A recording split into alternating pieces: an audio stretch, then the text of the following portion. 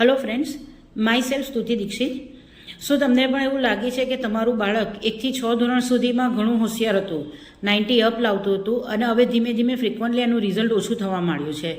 તો શું as a parent તરીકે તમે પણ એક જ રીઝન એનું સમજો છો કે છોકરું મોબાઈલમાં ધ્યાન વધારે રાખતું થઈ ગયું છે, કાં તો હવે એનું ભણવામાં ધ્યાન નથી રહ્યું? તો ના, એના બે કારણ હોઈ શકે. એક તો જો તમારું બાળક 90% સુધી લાવતું જ હોય 6 ધોરણ સુધી કે 7 ધોરણ સુધી અને હવે અચાનક તેના રિઝલ્ટમાંનો ગ્રાફ નીચે જવા માંડ્યો છે, તો એનું રીઝન એકલું ખાલી મોબાઈલ અથવા તો રમવામાં ધ્યાન નથી, પણ એનું મેઇન રીઝન એ છે કે એને મોટે ભાગે મેથ્સ અને સાયન્સની અંદર એના બેઝિક જે ફંડામેન્ટલ ક્લિયર થતા જ નથી. જેમ કે 7મા ધોરણથી મેથ્સની અંદર મોટે ભાગે સાયન્સ છે, ફ્રેક્શન છે, એટલે કે અપૂર્ણાંક છે, નિશાનીઓની રમત છે, પછી અપૂર્ણાંકના સરવાળા બાદબાકી એટલે કે addition of fraction and subtraction જે એ બધું આવે છે, તેમાં એના બેઝ ક્લિયર નથી થતા.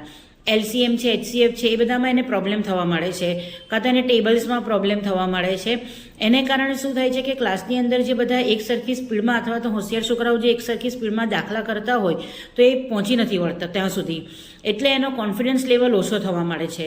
બીજું કે સાયન્સની અંદર એને અત્યાર સુધી એ બધું ગોખીને લખી કાઢતા હતા, પણ હવે કેવું થાય કે સાયન્સમાં જ્યાં સુધી તમે સમજીને સમજશો નહીં અને સમજીને લખશો નહીં ત્યાં સુધી તમારું રિઝલ્ટ એની અંદર ઊંચું નથી આવવાનું.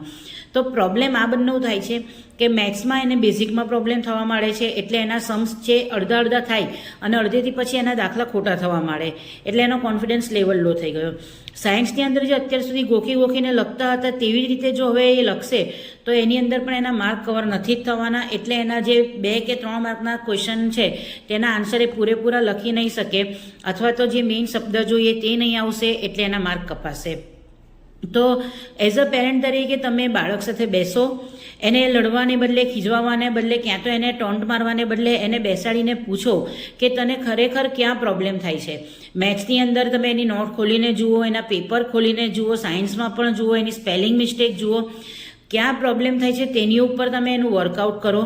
ટ્યુશનના ટીચરને મળો, સ્કૂલના ટીચરને મળો અને તમે એને લડ્યા કર્યા વગર એને સમજીને એના લેવલ સુધી સમજો, એને ત્યાં સુધી એને બેસીને શાંતિથી એની જોડે વાત કરો, સમજો. તે તમારી સાથે દિલ ખોલીને વાત કરશે. પણ આપણને ટેવ કેવી હોય છે કે લડો અને બોલો અને ટોન્ટિંગ કરો, એના સિવાય આપણે બીજું ફટાફટ આગળ કંઈ વિચારતા નથી. એટલે એઝ અ પેરેન્ટ તરીકે ખાસ તમને એક રિક્વેસ્ટ છે કે બાળકની સાથે બેસો, એના પ્રોબ્લેમ જુઓ, એ સોલ્વ કરો.